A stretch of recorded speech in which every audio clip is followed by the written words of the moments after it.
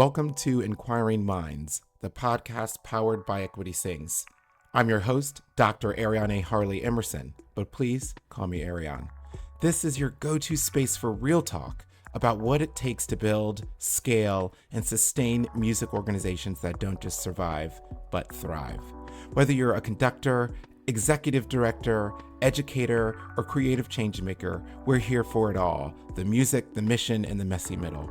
Each episode, we unpack the challenges and opportunities, on stage and off, that shape our field. We all know that lasting impact requires real change. And let's be honest, if nothing changes, then nothing changes. So, if you're ready to lead with purpose, reimagine what's possible, and build something truly built to last, you're in the right place. Let's get started.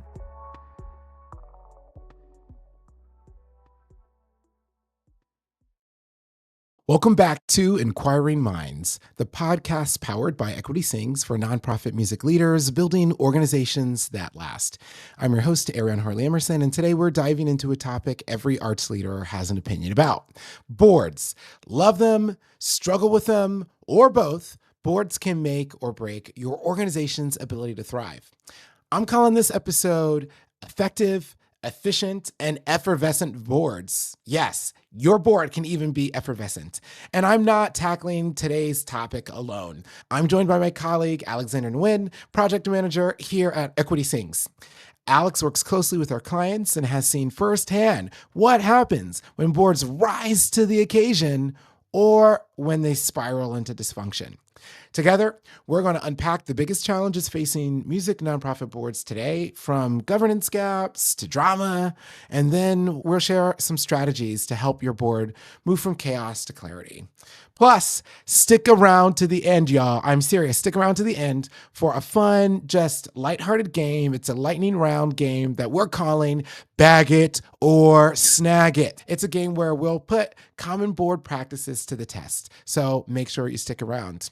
So if you've ever felt like a board meeting just didn't work for you, ask yourself, was this effective, efficient, or just exhausting? This episode is for you. Let's get into it. You ready, Alex? I'm ready. I'm here. So before we get started, let everybody know, who are you? Who are you and why are you here? Oh gosh, I'm Alex. Like Ariane said, I'm the project manager here at Equity Sings. But outside of that, I'm a choral musician. I'm a singer. I'm a conductor. I am a proud graduate of Temple University and a proud, woohoo, go Owls, hoot hoot, I think is what we say. Hoot hoot. Yeah, and I am a proud person from Los Angeles, California. So I'm here now in Philly with Ariane, and I'm happy to tackle some board issues with him today. Yes, and here's the thing. Sometimes board members are so unruly that you actually do want to tackle them. And we'll talk about that today. All right, here we go. So let's just talk about some of the biggest challenges for nonprofit music boards, okay? So there are many boards that have a lack of governance structures, right? They just don't really have any structures in place. Then we also see some that have lack of clarity about roles and responsibilities. They don't know what they're supposed to be doing, and that's a problem. We'll talk more about it in a little bit. We also see some boards that just have really weak recruitment, right? And a lack of diversity on the board, and that's not great. And we're not just talking about racial ethnic diversity. We're talking about more than that. We'll get into it, right? Then we have some folks that have unrealistic fundraising expectations. And I'm sure you've seen that before, right, Alex? People who just think that in month one, they're going to pull down $1 million, right? And that's not possible. Have you seen that happening before? Probably not. Never It doesn't happen by itself, right? And then we're going to talk about ineffective meetings, because that's another thing. It just is rampant. We see it everywhere. We see ineffective internal communication, right? Folks don't know how to talk to one another, don't know how to communicate, don't know how to share and transfer information. We see mission drift. We see limited accountability. Everybody wants to talk about it, but who wants to be about it? We're going to talk about that today. And then, of course, resistance to change. We are in music organizations, and many of our organizations have been around a while, and we get comfortable with the way that things have been. And that can sometimes hinder our progress. We'll talk more about that in a little bit. And then there are often times where there is little to no action between meetings. It's just like we just think about our board only when we get together in board meetings.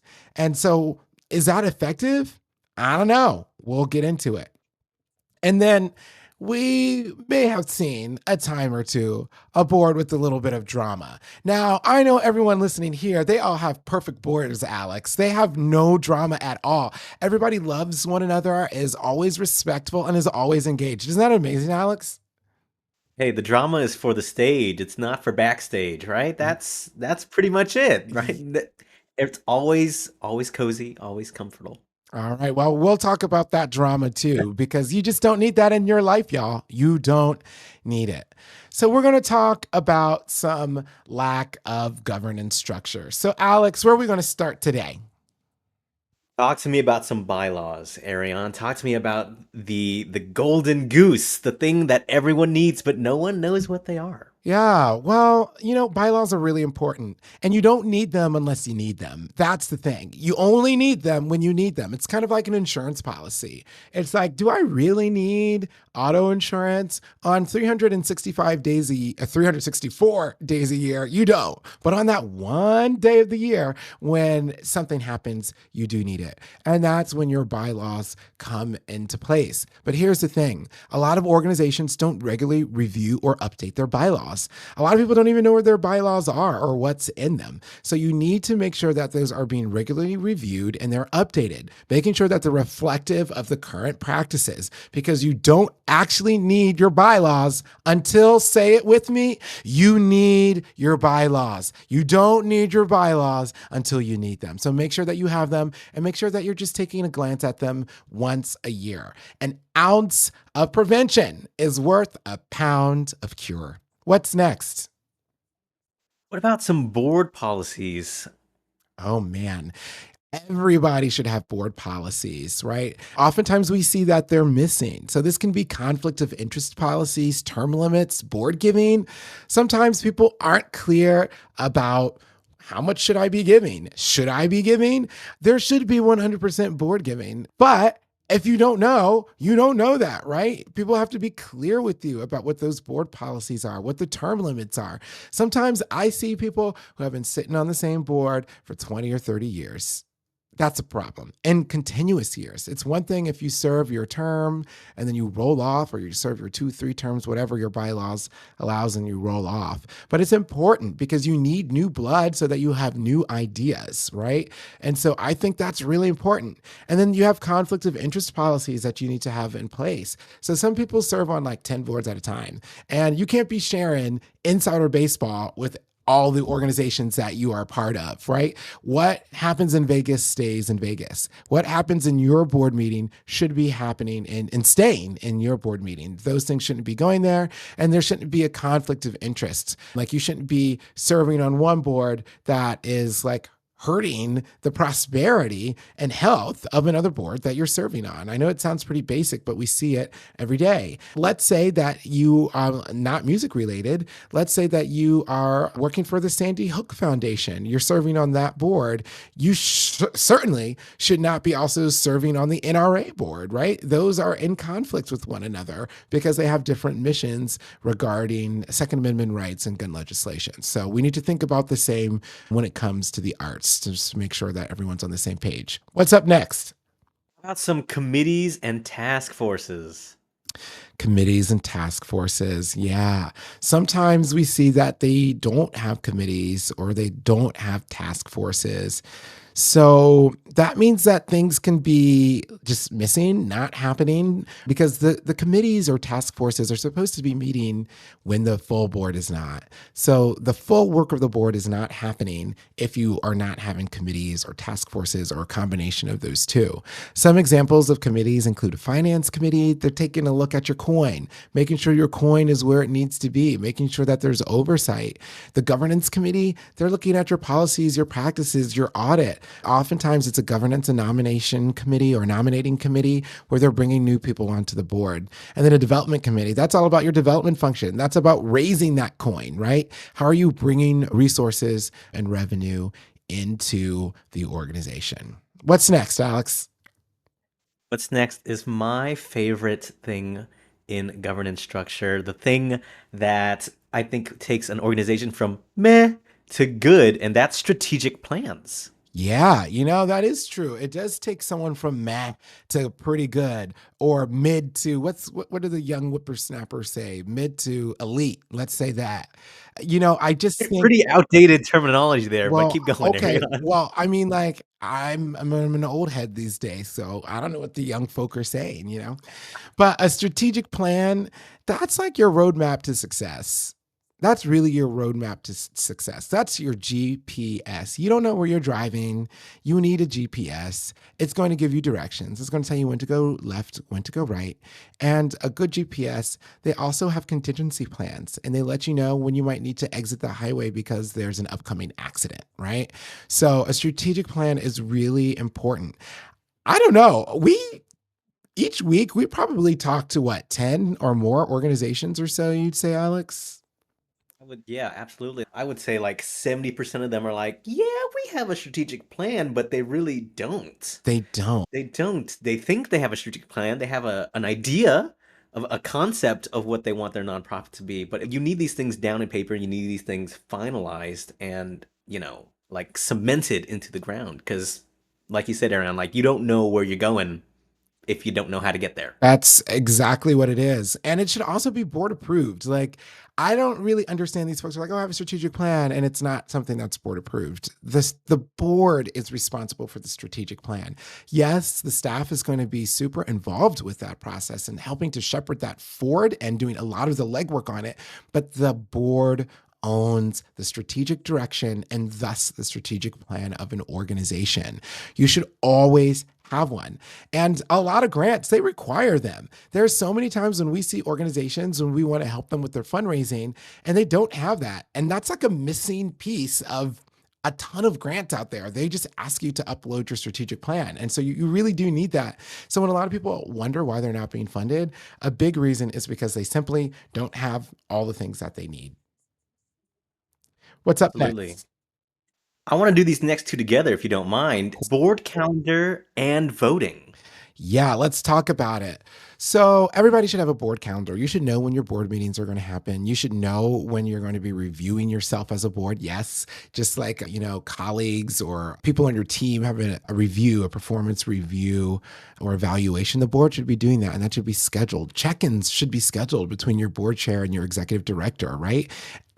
Oftentimes we don't see that. We don't see that, right? You should have the calendar. When is your annual meeting? When do you approve your budget? When are you filing your 990? All of those things should be on a calendar. And then voting. There are so many organizations that they just run by consensus. Everybody just kind of nods their head. And then when it hits the fan, they're like, well, what did we decide to do? And it's like, well, I thought this and I thought that, but no one actually took a vote. Everyone was just kind of shaking their head. Yeah, yeah, yeah, that's cool. And then it's not cool. And you don't actually have a vote. It is the responsibility of the board chair and the executive director or CEO to ensure that major decisions have a vote. Just because everyone seems on the same page at that moment, that's not official. That is not official. You need to have that documented in some regard. Where do we go to next? I just want to reiterate something, Yeah. but basically everything that we've talked about so far is that you need to write something in blood for every single one of these governance structures. You can't just go off the vibes. No. Like for everybody's protection, for the bylaws, the board policies, the task forces, the plan, the calendar, the voting, all of it, vibes is not going to cut it. And, when it hits the fan, vibes aren't there for you. The structures and the paperwork is what's going to be on your side in all of these cases. So like Hmm. the lack of governance structures, the big drama in this section that's all solved. That's all solved by just having very clear and concise directives that are written in paper. Right. And what Brene Brown has this phrase, it's what clarity is kindness or kindness is clarity. And like you should just be clear with folks about what your expectations are and what you want to achieve and what you want to see them do. Super, super important. And the other thing I'm really picking up on that you were talking about is structure. Like you don't think that a Fortune 500 company is just operating without structure. You expect them to have structure. And just because you're a nonprofit doesn't mean that you should lack structure. You should have structure. You are still a business. Just because you're a nonprofit doesn't mean that you have to make no profit, right? It's that same idea that you are a business. You are running a real business. There are stakes on the line, and you need to run your business like there are stakes on the line. You need to have structures. Absolutely, absolutely. And this is a perfect tie-in to what we're going to talk about next, and that is clarity about roles and responsibilities. And probably the thing I feel like I've seen the most is a lack of clarity about roles and responsibilities. Like, what is the board responsible for? What's the staff responsible for? It's just not clear. So, Aaron, would you mind talking a little bit about just clearing that up for everybody? Yeah, absolutely. So the board is supposed to be working in a governance role. They shouldn't be micromanaging. They shouldn't be out there trying to do the thing, you know. Yes, there is such a thing as a working board. A working board means that there are board members who are doing essential functions to ensure that the organization is able to continue. That does not mean that the board should be doing every function or functions that are designated for staff or that staff should typically be doing, right? Because the board can't be objective and as analytical as they ought to be if they are too mired in the weeds. Of course, every board needs to do what they must do, particularly as a startup and as they're a working board, but to remember they need to elevate themselves to being a board. Sometimes those lines can get a little bit hairy, particularly in music organization and arts organizations in general. But we have to remember that if it's going to planning and execution of those things, that is not what a board should be doing. The board should be providing oversight, should be providing overall strategy, should be setting forth what are the metrics for success that we need to be attaining.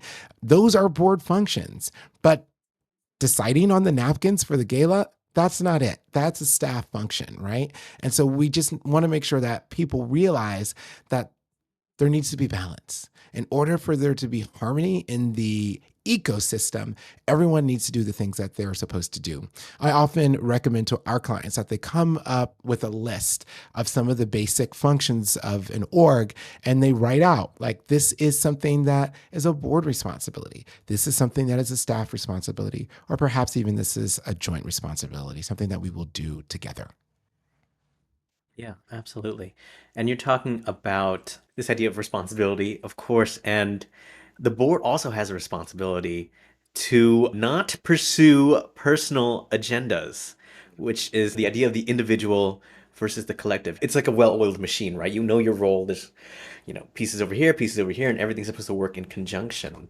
And that means you're going to have to put your personal agenda aside. Yeah, absolutely. Like a lot of times people join boards, particularly in community-based ensembles. This is community orchestras, community choirs, etc., where it's like you join the board because you are a singer or a player in the group and you have a stake and you want to see a certain program happen. That's an agenda, right? You're coming in with an agenda. That's your ideas that you're bringing to the board with an intent rather than trying to think about the organization and what the organization needs. We have to remember that we have to operate as a collective, not as individuals. It doesn't mean that we don't have thoughts and ideas and opinions that we can share and lived experiences of things that have worked in our own lives or our own personal organizations or career paths that have been meaningful or effective. But when we are in that boardroom, we should be like an ensemble working together, right? Ensemble work is some of the most difficult because everyone is called to be an individual in the context of a community. And so keeping that in mind is really important for boards. Absolutely, and absolutely. And, much like an ensemble, an orchestra with, violin ones, violin twos, violas, cellos, basses, of course, I gotta throw them into the mix as well. Boards have I have officer a viola roles. joke. Aren't you supposed to throw the viola into the fire? Ha ha ha ha ha ha ha. Okay, What keep a going. crazy thing. What a crazy thing to say. I know. But much much like an orchestra, your board is going to have officers and, there's chairs, treasurers, secretaries, and all of them have their own duties that for one reason or another are going to go ignored or undefined. Yeah, a lot of times we don't have job descriptions for these officer roles. We're like, you're going to be the president of the board. You're going to be the treasurer of the board. What does that mean to be the treasurer of the board? You need to spell it out. Like, you need to be looking at the financial report each month. You need to be sending a report to the board each month. You need to be able to explain what is happening with the coin each month, right? The secretary, it needs to be clear that they are taking minutes, right? There are responsibilities that these officers have, and oftentimes people just don't adhere to them.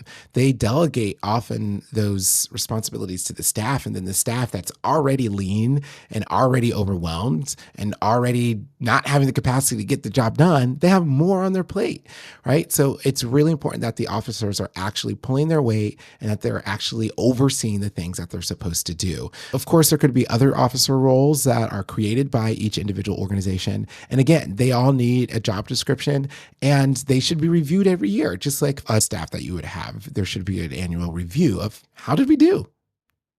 Absolutely. Cool. Now let's talk about some fundraising. Or should we say friend raising? Yeah, both are important. We aren't blunt and we are not explicit about what we expect about what we want our board to give. Like, do we expect every single person to give? The answer is yes. You're supposed to do that, right? Everyone should be giving if you serve on a board, but how much?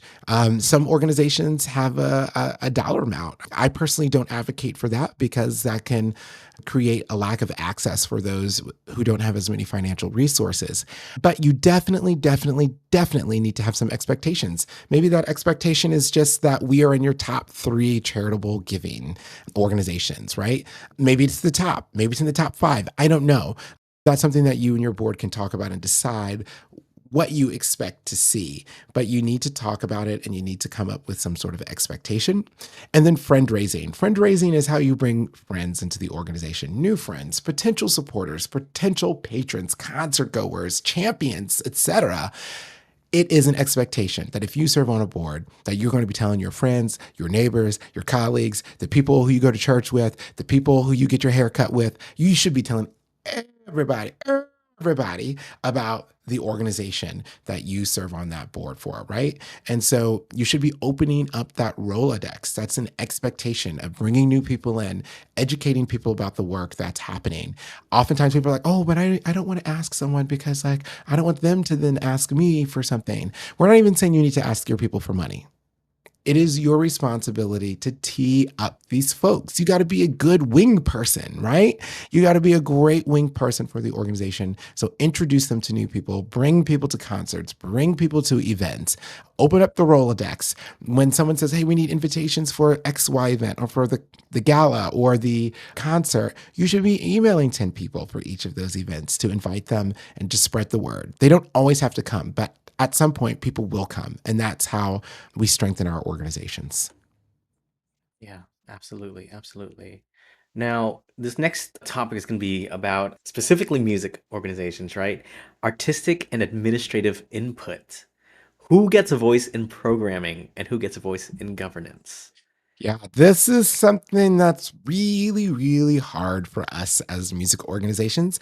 Again, this is particularly difficult for community based organizations, right? This is when someone might play or sing in the ensemble and serve on the board. By the way, while I'm here, I'm just going to say that you should have no more than 30% of your board be active people who are in your ensemble. I will say it again, Say it louder. again, Ariane. Say it You again. should not have more than 30% of your board be people within the organization. I have seen this a lot. And guess what? It's bad. It doesn't go anywhere good. It's always bad. Drama, just abort mission, do not do it. Now, a lot of people are like, well, it's in our bylaws. Change them. You have the ability to change them, usually with a 2/3 majority of vote. Doesn't mean that you have to get rid of those people, kick them off the board. You might just expand the board to do that. Strategically think about it with people rolling off. Say someone's rolling off, that means on the rolling end, we're looking for all folks who are not singers or players or whatever, but it's really important. Or not all parents if you're working with a community youth organization, right? So think about that. You need objectivity. You don't want to introduce too many conflicts of interest into the board process. Now that I've said that, back to your question about artistic versus administrative, your artistic director is the artistic director. The board chair is not the artistic director. The reason why you pay this person is for their expertise. You do not have an artistic director or a conductor to be a human metronome. I'll say it again. You do not have an artistic director or conductor to be a human metronome. They are bringing forward a consistent artistic vision. They are scaffolding the growth of your players and singers. They are providing your audiences and patrons with education because, hey, that's what we do as music organizations. We're educating the public about what we do, right?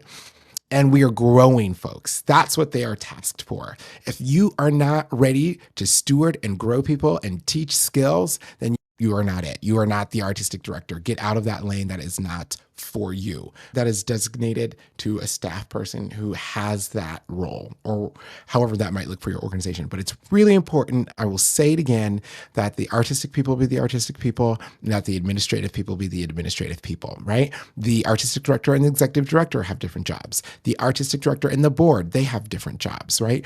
At no point should a board be saying, this is what an artistic director has to do as far as programming. Now, they might say, like, you have to stay within budget. Yeah, because that's a governance and an administrative role.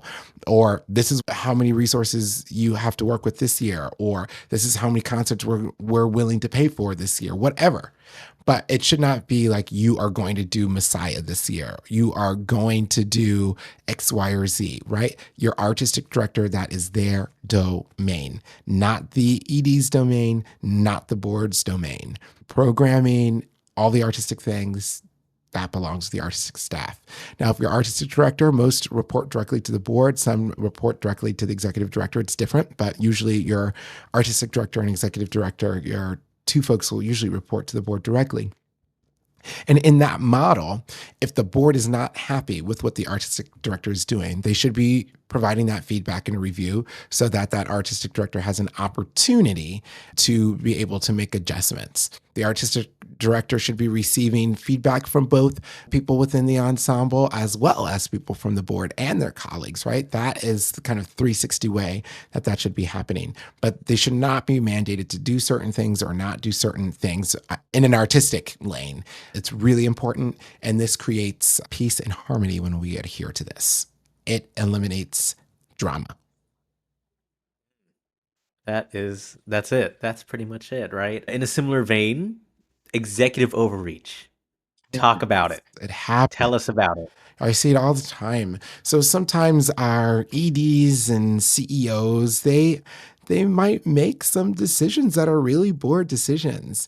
Now, oftentimes this happens because the board is underdeveloped and maybe they're not meeting regularly. And so that ED and CEO needs to do that. So when a board often says that an ED or CEO overreach, they shouldn't have done that. They should have consulted the board.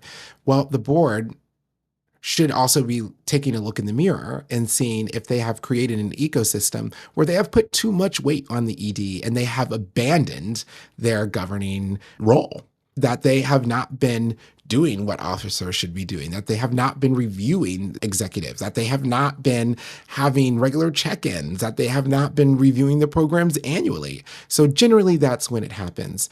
Now, there are instances where an executive just might make some choices that the board doesn't want, or that they overreach, or they don't ask for permission. And that's something that they have to reconcile through the review process, or sometimes people can be terminated for these things.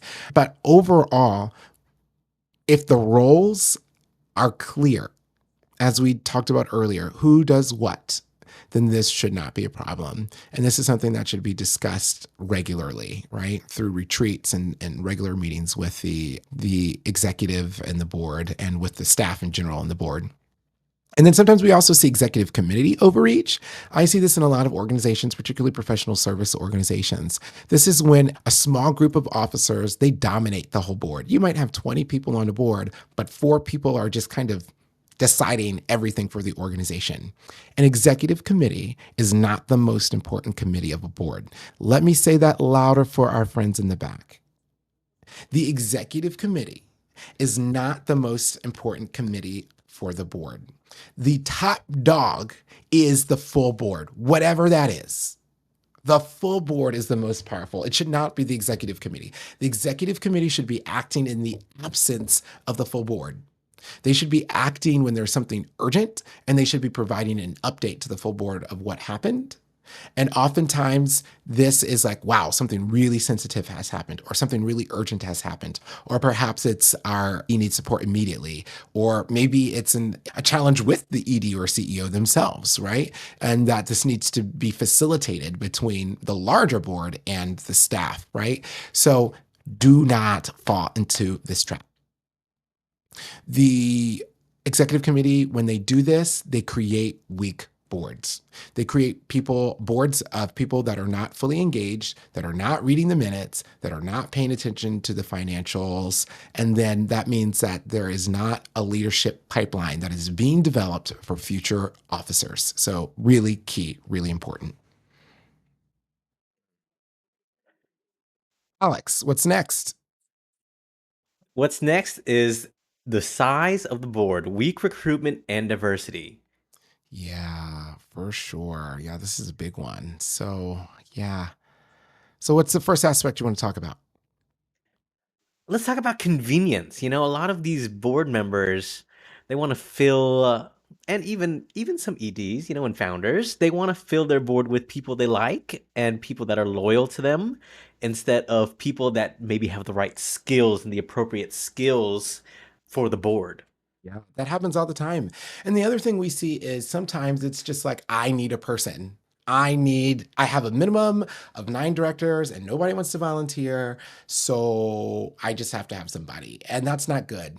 Sondheim says in the musical Company, when Bobby's looking for someone to be with, one of the pieces of advice that Bobby, the main character, is given is that you have to want to be with somebody, not just some body. And so when it comes to boards, you have to think, am I looking for somebody, or am I just looking for some body? Most boards I see, particularly music organizations that are small to mid-size, they just want board members, period. And so they are just looking for some body. That means that we have to be intentional, which goes to that skills piece you were talking about. Absolutely. And, when you are filling the board with your friends and you're not sure what their skills are or their skills aren't appropriate, then you're missing key aspects that the board needs to have: legal advice, financial advice, HR, marketing, fundraising, lived community experience. These things are all going to be missing if you are only recruiting board members that you like as people. It's not good. You have to go outside of your friend zone or just the ensemble itself. You've got to be looking strategically. Like, do we need an attorney to review documents? Like, everyone needs HR help, everybody needs fundraising help, and everybody needs diverse lived experiences on their board, because you can't serve diverse populations if your board isn't diverse. Period. Full stop. Everybody's like, we're committed to inclusion. Well, your board makeup will signify if you are truly committed to inclusion. And you won't get more people who are diverse until people are really bringing that lived experience into the boardroom. So it's really critical that people take a look at the skills and lived experiences that are missing, because that's what we are running here. We're running a business. You wouldn't have only a marketing department if you were Apple. You would need to have research and development. You would need to have HR. You would need to have finance. You would need to have all these departments. And that's essentially kind of what a board of directors, you're filling that role, right? That almost departmental role. And you want to have these various departments or skill sets that are represented around your board table. Absolutely, absolutely. And touching on that lived community expertise, right? Ariane, you said it the best, right? You can't support a community if no one of the community is right there with you. Like, you can't just tell people what they need. The people are going to tell you what they need. And if you're not going to listen, you're not going to include them in the conversation. Well, then your nonprofit really isn't fulfilling its mission of supporting the community. It's not. And like, it goes beyond race and ethnicity, which is important and is a big part of it. But I see all these boards, they're like, oh my gosh, we're worried about dying off. We're so old. Our music organization, our average age in our choir is 55. The average orchestra member is 60, whatever, right? And I'm like, well, then diversify your board, get some young people there, right? You need that age representation as well. Perhaps everything that you're putting out in your marketing also looks dated, right? You make sure you have those generations reflected. Make sure that you're thinking about race and ethnicity. Make sure that you're even thinking about geography. You're like, oh my gosh, no one from the South Side is coming. Well, what are the challenges that people on the South Side have? What does it look like for traffic for people to get to you from the South Side, right? You need to have that around the board table so that you can make informed decisions. A lack of representation is a lack of awareness of who your market could be or who your market share could be. Choosing, it is a choice. I'm going to say this. A lack of representation is a choice. You are choosing to have a lack of representation. No one is making you have a lack of representation. A board chooses not to be diverse in these various domains. It is a choice. And until you start thinking about it as a choice, you're going to just keep living this fantasy life that, oh, these people are just going to come and want to serve. They're not. They need to be recruited. They need to be cultivated. They need to be valued. They need to be stewarded, all those sorts of things, just like a donor, just like any other person that you would want to bring onto your board. This is super important. And really, all of this, right, encompasses that you just need to be relevant. You Yeah. need to Period. be relevant to the community. Like all of this, all the representation. No one's coming from X, Y, or Z. Yeah, because your work is not relevant to their work. Everything that you do is just not relevant to their own lives. So what's the point for them to invest time and effort into you? It's exactly it. And the other thing is, it's like if an organization is not relevant and they start realizing they're not relevant, the first thing they ought to be doing is asking people who are not like them and who are not in this room, why aren't you here?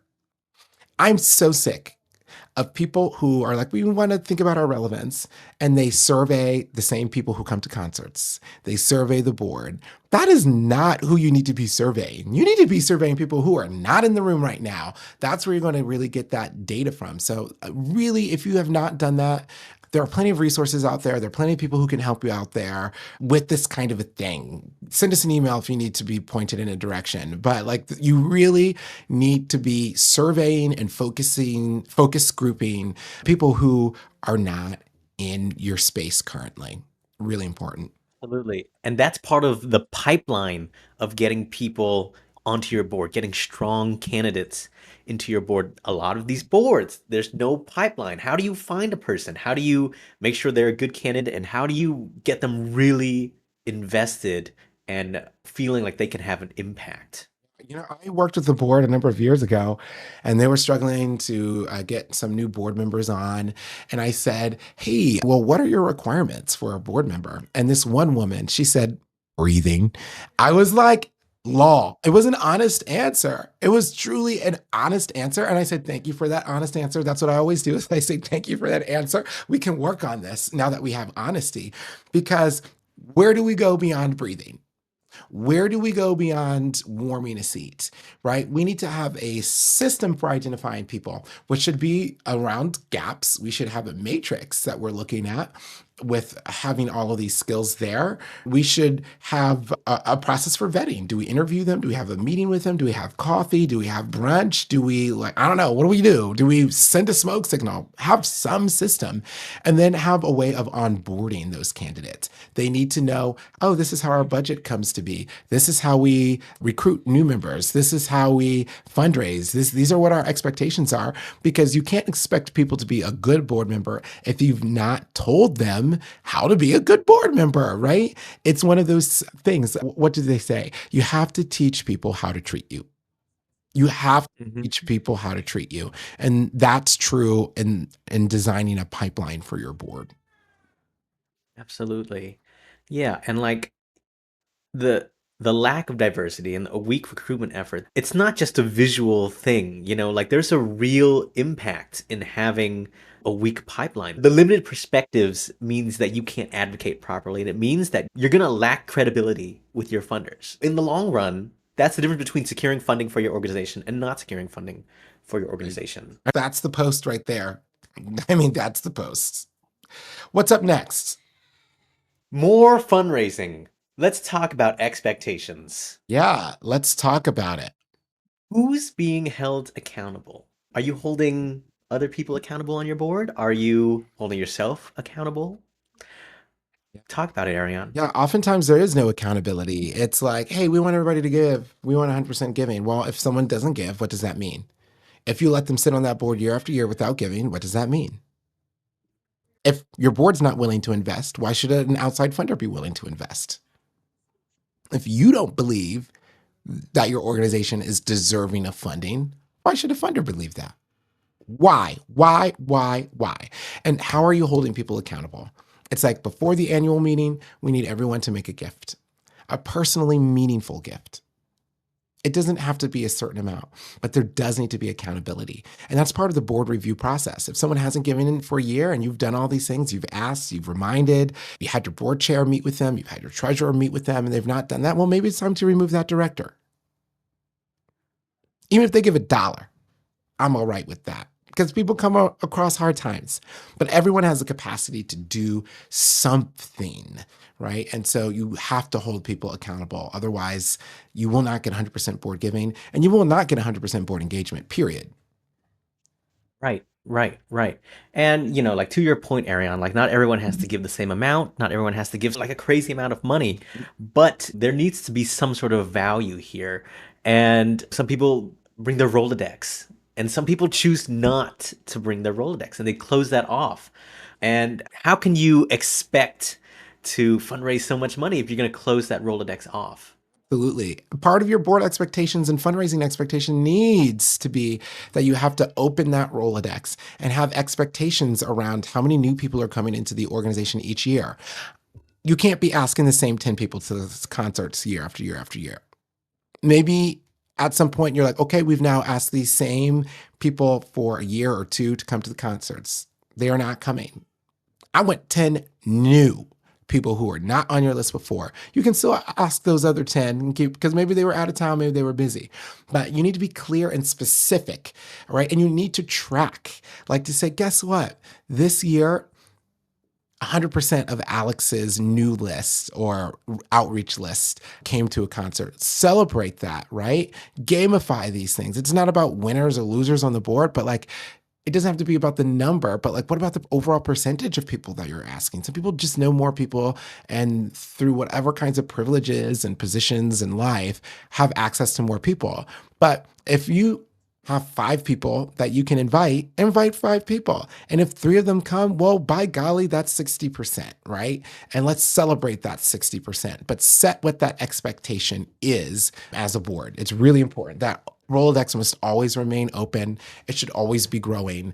People should always be adding to the CRM or the customer relations manager, right? That should always be happening.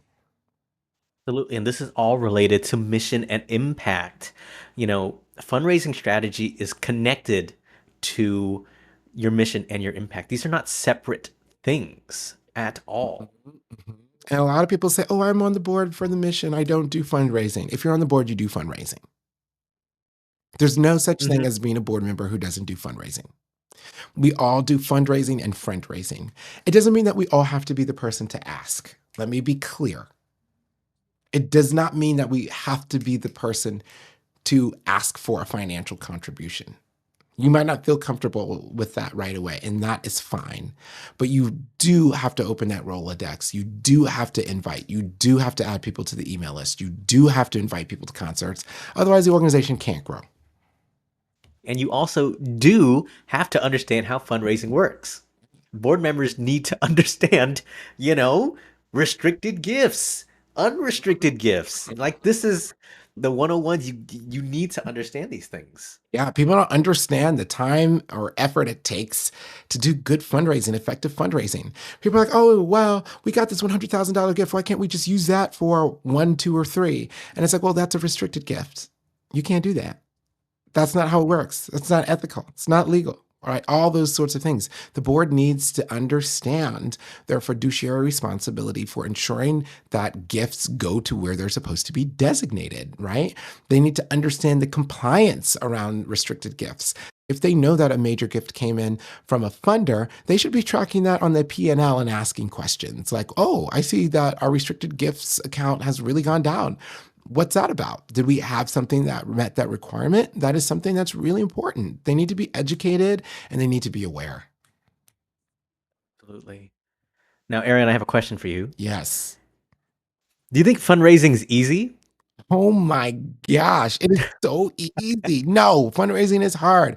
Otherwise, everybody would do it, right? There's a lot of magical thinking going around. A lot of people who are just like, oh, it's easy. We can just grow our revenue. We'll just write some grants. We'll just ask some people. I used to have one board member who was like, why don't we raffle off a car? I was like, listen, lady, ain't no car gonna be raffled, okay? You getting that car? You buying that car for us to raffle off? No, Oprah ain't coming here, right? Bill Gates ain't coming here, right? Mackenzie Scott ain't coming here, right? They have this magical thinking that they're just going to have this windfall. It is not easy. It doesn't just happen. All success is where hard work, strategy, and perseverance intersect. And that's what it takes in order to be successful. Yeah. And when you talk about strategy, the strategy that we've seen from a lot of organizations that we've worked with is an over-reliance on grants. But what happens when that grant doesn't come through? What happens when your application is denied? What happens when, you applied for 100,000 and this year you got 20? Yeah. You can't count on this single stream Mm-mm. of funds You to can. come in. You wouldn't Yeah. invest and put all of your eggs in one basket. If you were putting money in the stock market, you wouldn't say, oh, I'm going to put every single penny I have into Bitcoin. You wouldn't do it. It wouldn't be smart. It wouldn't be wise. It wouldn't be prudent. Yet when we think about our revenue strategy as nonprofits, we're like grants, grants, grants, grants, grants. Yeah, we'll get grants, grants. Yeah, we'll just write more grants, grants, grants, grants, grants. Things happen. You're not going to get every grant, right? We know that most people only get 30% of what they put out there. That's 3 out of 10 grants. Or if you ask for $100,000, you might get 30. Around 30%. That's industry average. Okay? So that means that you can't overly rely on grants because right now what we're seeing is a lot of people were reliant on government grants and those are being cut.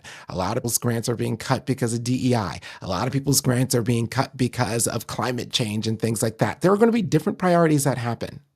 And even when they're at an economic downturn, right, when private foundations are giving, let's say, 5% of their endowment each year, that 5% gets smaller when times are hard, which means that people can't fully fund your requests.